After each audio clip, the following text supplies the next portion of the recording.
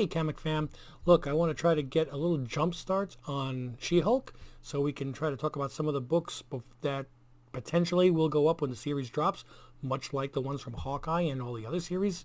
So if you want to know what I think is going to be a worthwhile investment, stick around.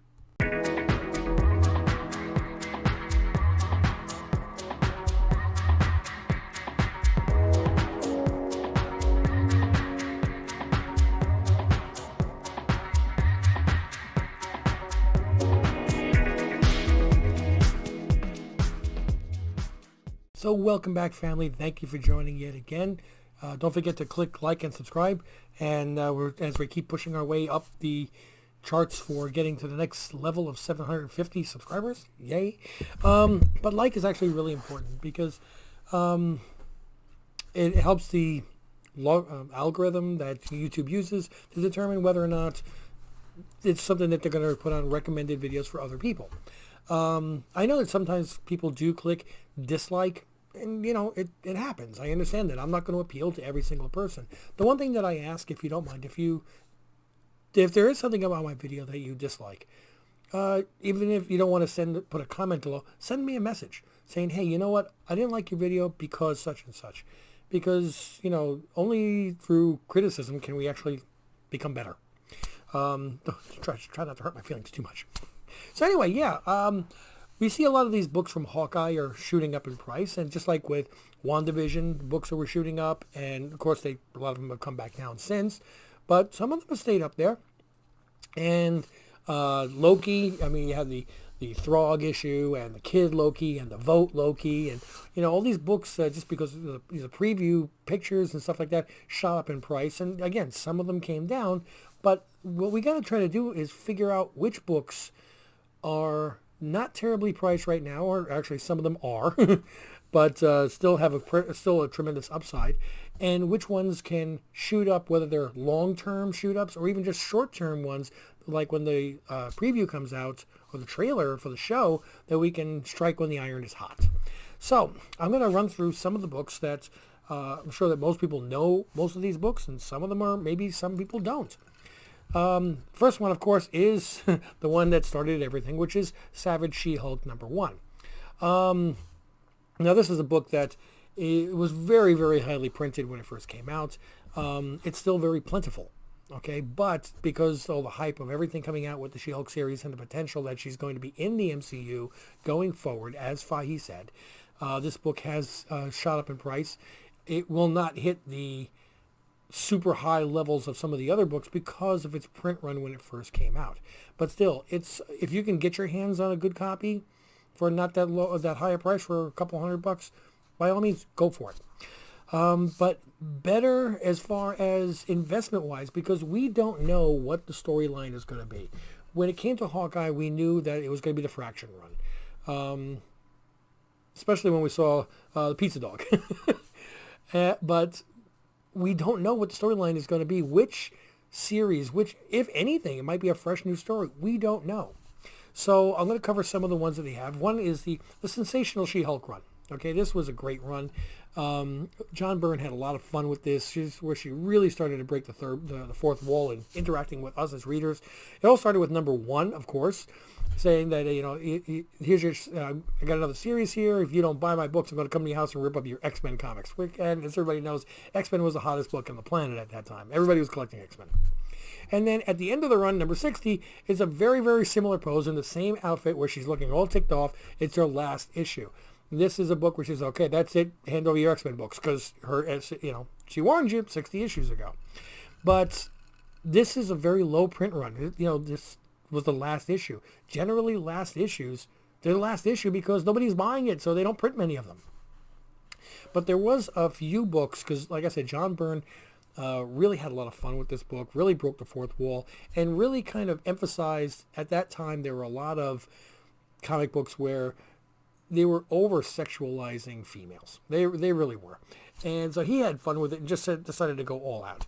So I think one of the first ones he did was the 34, which, if you were around at that time, Demi Moore did a Vanity Fair magazine cover where she posed nude but covered herself properly, and she was pregnant, like I don't know, 12 months pregnant, but she was big pregnant, and it was a very famous cover. And then John Byrne did the cover with She-Hulk. She's in a bikini if you look at it closely, and she's holding a green beach ball, but it's kind of poking fun. You know, like it's not poking fun, but it's an homage, I guess you say, to the Vanity Fair. A few issues later, they had She-Hulk number 39, where she appears on the cover in a bikini.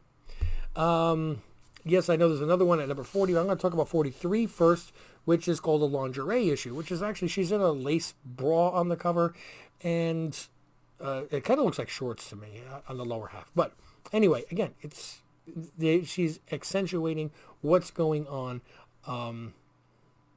and just, you know, just poking fun at what was going on with the comic book world at that time. And I think a lot of readers didn't buy these issues. But the biggest one of all, if you can get your hands on it, is She-Hulk number 40. This is known as the Jump Rope issue. She's holding an extended copy of the Comics Code Authority, trying to cover up her naked body while somebody is handing her a jump rope. And if you've ever seen the inside page, she's told to jump rope while she's butt naked. As soon as you turn the page, she is jump roping, but she's jumping rope so fast that it caused a strategic blur and another blur down below, so that way it blurs out with the speed of the rope these areas that would, of course, make it an illegal book to sell. But it was a lot of fun. Now, one thing that a lot of people don't know, and I actually just found out myself, well, I mean, I knew, but it didn't dawn on me. There's newsstand variants for these books. These books were 90, 91, 92, 93-ish. And this is when newsstand in general were much lower percentage in copies. So these particular books, I didn't even realize my 9.4 Jump Rope issue is a newsstand. And it's actually a ghost. There's like no copies on eBay for me to even compare it to. So if you're finding these copies in raw condition, keep your eyes open for newsstand editions. Remember, you can tell that by the barcode at the bottom instead of seeing a little picture of Spider-Man. So those I think were the main issues that have the best chance for exploding without, or having your best uptake, because they're already popular books. But there were other series that came out after Sensational She-Hulk number 1 and through 60, which is version 2. And then they had the 2004 series. She-Hulk number 1 in 2004. There's great cover art on this. And if you look at like issues number 7 and 8, again, also really great cover art. I think number 7 had her like going up the staircase to the Supreme Court in a business outfit, while you see Valkyrie behind her. And issue 8 what was issue 8? Anyway, the artistry on it, though, was all really, really good. She-Hulk number 1, 2005. I think this is a great book to get, because it's not showing her as someone with, they've drawn She-Hulk sometimes with muscles that are bigger than her cousin Hulk. And I think that it takes away from the femininity that they're going to not exploit, but emphasize. That's the word I'm looking for. Emphasize with Tatiana Maslany. I don't know how much CGI is going to be involved. There's got to be some, obviously. They use it for Mark Ruffalo. But I don't think they're going to turn her into somebody whose arms are this big. I think they're going to try to keep a normal frame of a person, extremely strong because of the gamma radiation, and emphasizing on the fact that she still has her brains, wits, and everything about her. She's a smart Hulk lawyer. And this is a great, great cover. Another one that is very good, that is also, I think, has a good chance to go up, is She-Hulk Sensational. Instead of Sensational She-Hulk, it's Seashells by the Seashore. She-Hulk Sensational, number 1 from 2010. Now, I'm pretty sure, correct me if I'm wrong, please, and I'm glad when people do, that when you open, that this book is like a copy of the She-Hulk number 40 Jump Rope issue, and on the inside you see that there as well. But again, it's another great cover showing her in business attire, and I think that this is where we really need to focus, because She-Hulk is going to be a 10-episode series, 30 minutes per episode. So I forgot to mention the She-Hulk run from 2014, so don't forget to add this for your books to keep an eye out for, which is about the same time as the Fraction run. So if they're keying off storylines from that time period, this could be a sleeper pick for for a book that could go up in value. I don't know where they're going with the character. One of the things that always made She-Hulk lovable to me was the fact that she broke the fourth wall. Okay, she would literally turn and talk to the audience. I mean, in WandaVision, where they had the little part where Vision is, he's got the microphone and he's talking to the audience. I thought that was really funny. I liked it. I don't know if I could watch an entire series like that, but if they have a series where everything is going on and occasionally she turns to the audience and says, and makes a comment or something funny, I think I'm going to like that. I don't know if she's going to have her friend Wheezy in that. We're going to have to watch for first appearance of Wheezy possible in the Sensational She-Hulk. This is going to be one that it'll go up and then come right back down again. I don't think that Wheezy is going to be a long-term character, but with any kind of news, there's always some kind of a spike in a price. So again, I'm just trying to look out for you guys, give you guys some ideas on stuff to look out for. I've got some books coming in the mail. I got one that came in today. This is a book that I actually got in a 4.5, sold it at my last show, missed it, and I just bought back a 3.5, which is, it's not as good, but I just wanted to have it. But I got back my FF number 50. That's nice, because I need to know when Johnny Storm is going to college. I got to have when Johnny Storm goes to college. Oh yeah, and Silver Surfer's on there too. But still, Johnny Storm's going to college. Cool. And that brown cover, I mean, because there's just, brown just screams to be the color of the comic, the color for the cover of a comic book. Boy, I got all tongue twisters today.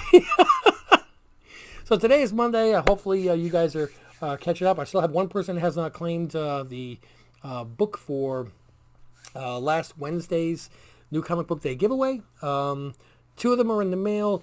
My friend in Brazil, the post office that I went to was like a store that did postal service, but when I got there, he told me they don't do international. And then I rushed over to the other post office. I got there 1 minute after closing. The door was still open. I got inside, and they immediately yelled at me, "Sir, the store's closed." I'm like, it's just a little box. We're closed. Okay. Thank you so much. So I'm not forgetting you. It has not been mailed out yet, but it will get mailed out. I promise. It's already packaged. I got the international forms to fill out, and I already know how much it's going to cost. Don't worry about it. And I can't wait for you to receive it and send a message or drop something in the chat that it got through. So I have to start picking out what book I'm going to be giving away this week. Remember last week's book? This week's book that's going to be given away is a copy of Senji and Tembo, which, hey, I'm getting better at picking the right direction. It's right there. And I will be checking out the store, what they have on the shelf for me to give away for this week. And just trying to get to Christmas and trying to have some fun and have some comics. I want to thank you guys for joining me yet again on the channel. And don't forget to like and subscribe, click notifications, tell your friends, tell everybody you can about this crazy channel where the guy just sits here, drinks, and doesn't shut up.